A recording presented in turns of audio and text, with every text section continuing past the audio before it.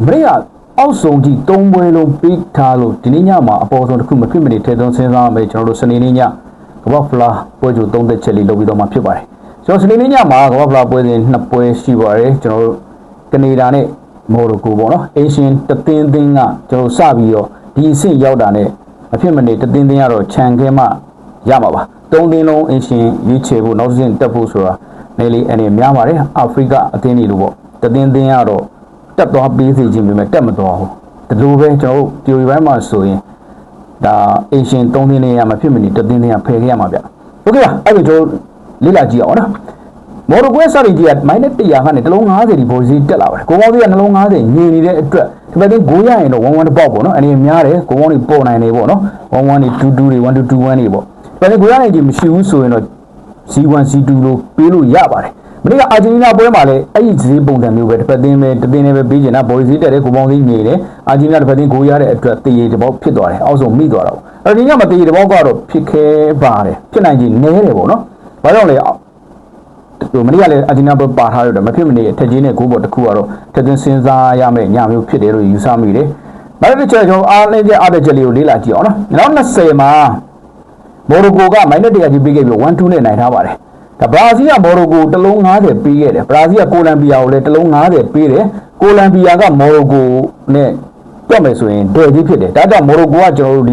အေရှင်ကနေဒါကိုတစ်လုံး50ကြီးပေးရမှာပါခုလက်ရှိတစ်လုံး50ဆိုတော့မှန်တယ်ပြောလို့ရရပါစတင်ကြီးမှန်တဲ့တရားဆိုနေပြော့တာပေါ့လက်ရှိကတစ်လုံး50ဆိုမှန်တဲ့အတွက်မော်ရိုကို 2h လောက်တော့ဆေးဖြစ်နိုင်တယ်ဒါမရှုံးတော့ဘူးပေါ့နော်ဒါနိုင်ရင်လည်းနိုင်သွားမယ့်အနေအထားမျိုးဖြစ်တယ်အဲ့တော့နောက်တဲ့ဂိုးပေါင်းတွေကြည့်အောင်အေရှင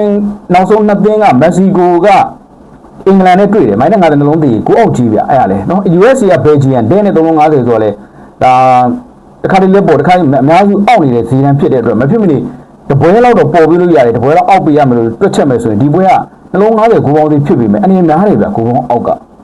risk တော်တော်ကြီးများပါတယ်ကနေဒါကိုရသွားမယ်ဆိုရင်ဆွတ်မျိုးကနေဒါကိုရသွားမယ်ဆိုရင်မနေ့အာဂျင်တီးနား1-1ဖြစ်တဲ့အတွက်အချင်းမေး1-2-1နေဖြစ်နိုင်ခြင်းရှိပါတယ်အဲ့တော့ကျွန်တော်လက်ရှိခြေစွမ်းပိုင်းတဲ့ဈေးကွက်မှန်တဲ့အတွက်ကျွန်တော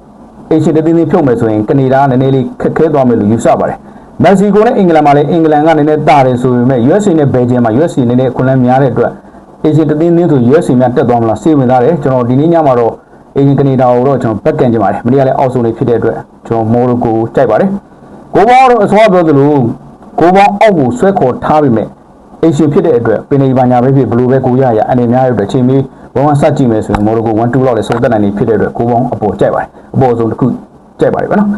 အာဂျင်တီးနားနဲ့ကိုလံဘီယာတို့တောင်အမေရိကနှစ်သိန်းလုံးနောက်တစ်ဆင့်တက်သွားတဲ့ဒီနေ့ညမှာမဖြစ်မနေပါရာဂွေးကကြံနေခဲ့ပြီးဖို့များပါတယ်ခွန်လန်းတက်ဖို့အတွက်အရင်နေပါတယ်မရပါကျွန်တော် MFD အနမှာကျွန်တော်ဒီနေ့ညရဲ့နောက်တစ်ပွဲဖြစ်တဲ့ကျွန်တော်ပါရာဂွေးနဲ့ပြင်သစ်ပွဲကို30ချက်လေးလုပ်ပြီးတော့မှဖြစ်ပါတယ်